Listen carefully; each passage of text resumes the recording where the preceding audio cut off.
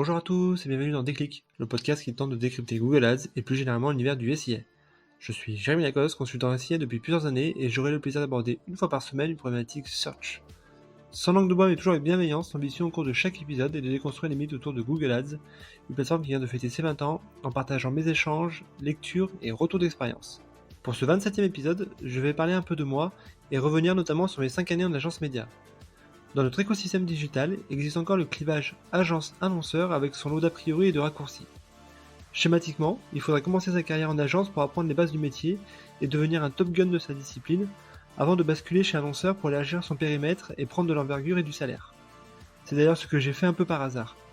Seulement, je ne suis pas forcément partisan d'opposer les deux univers en y mettant une échelle de gradation.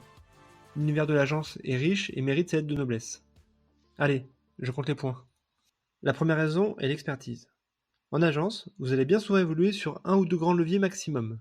C'est-à-dire que pendant 2 ou 3 ans, vous allez être amené à travailler sur les mêmes plateformes. Idéal pour monter en compétences rapidement et être un véritable expert de votre domaine. Votre courbe de croissance sera d'abord exponentielle la première année, puis ensuite vous allez connaître un plateau avec l'impression de stagner. C'est à ce moment-là qu'il faudra redoubler d'efforts pour passer de bon à expert en lisant toute la documentation existante sur votre levier et en échangeant avec vos pairs. C'est d'ailleurs l'une des forces de l'agence. En ultra spécialisant ses consultants, elle apporte de la valeur aux annonceurs. Côté consultant, c'est la garantie d'évoluer dans un environnement qui présente toutes les caractéristiques d'un incubateur de compétences avec des profils seniors qui vous aideront à vite évoluer. Essayez d'identifier un pair qui vous fera monter en compétences ou un homologue en échangeant et en challengeant vos stratégies. De mon côté, même si les 2-3 premières années j'ai touché à un peu tous les leviers jusqu'au CRM marketing, je me suis rapidement focusé sur le SIA et ai beaucoup échangé avec deux seniors qui m'ont appris énormément le SIA à l'ancienne. Le deuxième argument est la gestion multi-client. En agence, si vous êtes ultra spécialisé sur un ou deux leviers, à l'inverse, vous allez bien souvent évoluer sur des problématiques multisectorielles. En fonction des structures, vous serez amené à gérer un ou une dizaine de clients avec des problématiques totalement différentes, que ce soit de la lead gen, du retail, du média, du service, du B2B. Autant d'objectifs différents, de stratégies, de problématiques à appréhender. Le risque est cependant que vous soyez noyé par le volume de clients à gérer, certaines agences chargeant un peu trop la barque. Néanmoins, j'ai trouvé cette gestion multi-client hyper stimulante, car au-delà d'être confronté à des contextes différents, bien souvent vous allez voir que les problématiques rencontrées sur le client A peuvent se transposer au client B. Surtout, cela vous permet de vous confronter à des écosystèmes clients différents et des organisations distinctes. Le troisième argument est l'environnement de travail. Souvent, le travail en agence est vu comme des années de prépa. Il faut délivrer, délivrer et délivrer encore. Avec des portefeuilles clients qui peuvent être conséquents, il n'est pas toujours évident d'être en mesure de consacrer le temps nécessaire à chaque client. Dans ce cas-là, le consultant doit forcément opérer des choix et viser à rendre son travail efficace et donc l'automatiser autant que faire se peut. L'autre apport est la rigueur. La discipline SIA dans laquelle nous évoluons demande effectivement beaucoup de rigueur et l'agence est souvent un bon milieu pour l'apprendre avec son lot d'outils, de process et d'objectifs. Le quatrième argument est celui des responsabilités. Il n'est pas rare en agence de voir des promotions éclairs. Après 2 ans passés à gérer différents comptes, certains consultants deviennent team leader ou manager et encadrent ainsi une squad de consultants juniors. En parallèle, si le consultant montre une certaine aisance avec son levier, très vite il peut se voir de confier des budgets conséquents. De mon côté, j'ai eu la chance par exemple de gérer le compte SIA d'une grande banque en ligne au bout de 2 ans et de monter un pôle SIA l'année d'après.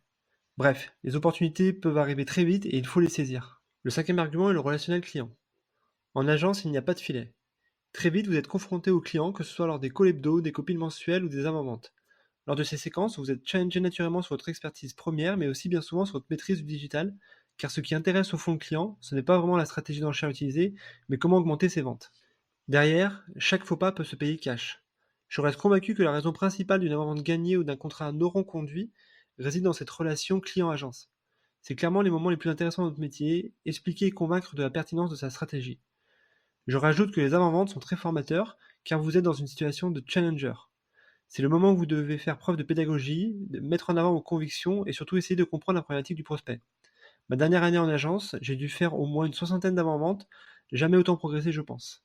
Et à l'inverse, il y a quelques arguments contre. Le premier, c'est la granularité des tâches. Évidemment, le pendant inverse à la montée en expertise que permet l'agence est l'hyperspécialisation. Sur la partie SIA, il n'est pas rare par exemple que dans certaines grandes agences, les fonctions media buyer et tracking soient divisées. Idem avec le reporting confié à une autre équipe. Cela me semble être un frein pour les consultants SIA qui, à mon avis, doivent maîtriser toute la chaîne de valeur pour comprendre les problématiques clients et avoir le bon mindset.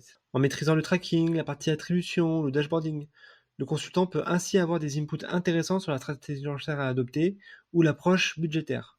De surcroît, l'hyperspécialisation peut constituer un frein dans l'évolution de carrière. Personnellement, j'ai toujours veillé à essayer de monter sur des sujets connexes, sans perdre pour autant ma spécialité d'origine. Je pense que cela enrichit d'ailleurs mes recommandations SIA. Le deuxième contre-argument est l'endogamie. Autre biais de l'hyperspécialisation, c'est le côté endogamique de la chose. Alors il y a certes des agences médias qui regroupent différents métiers, mais il y a aussi pas mal d'agences orientées uniquement paid media ou SIA. Dans ce cas-là, le risque est d'échanger finalement qu'avec des homologues de direct. Si c'est super utile pour une montée en compétences et le partage de connaissances, cela peut constituer un frein dans la constitution d'une culture digitale forte. Je pense que c'est bien d'essayer plusieurs typologies d'agences avec des structures différentes. J'ai toujours trouvé hyper enrichissant, par exemple, d'échanger avec des UX designers, des PM, des experts SEO ou même des architectes CRM. Et enfin, le troisième contre-argument est l'approche business first. Dans la gestion que l'on a des comptes clients, l'approche business reste prédominante, parfois un peu trop. Il faut optimiser son temps, faire des recours qui vont dans le sens du développement commercial du compte, survendre aussi un peu parfois la prestation. Autant d'éléments avec lesquels il faut composer qui peuvent parfois user, même si naturellement cela fait partie du jeu. C'est en tout cas une des raisons qui m'ont fait aller chez Annonceur. Je voulais aussi avoir une approche détachée avec ma discipline, pouvoir être libre, même si les objectifs de performance sont tout aussi challengeants. Surtout, je ne voulais plus supporter ce poids commercial. Aujourd'hui, si les performances s'effondrent, je me concentre uniquement sur leur rétablissement et non sur le maintien de bonnes relations avec le client, par peur de perdre le compte. Voilà, ce 25e épisode touche déjà à sa fin, j'espère que vous avez eu le déclic. Comme toujours, je suis preneur de vos retours ou propositions de sujets en commentaire ou par message privé sur LinkedIn. D'ici là, prenez soin de vous et si vous me cherchez, vous savez me trouver. Sur Google, bien sûr. Allez, à la prochaine!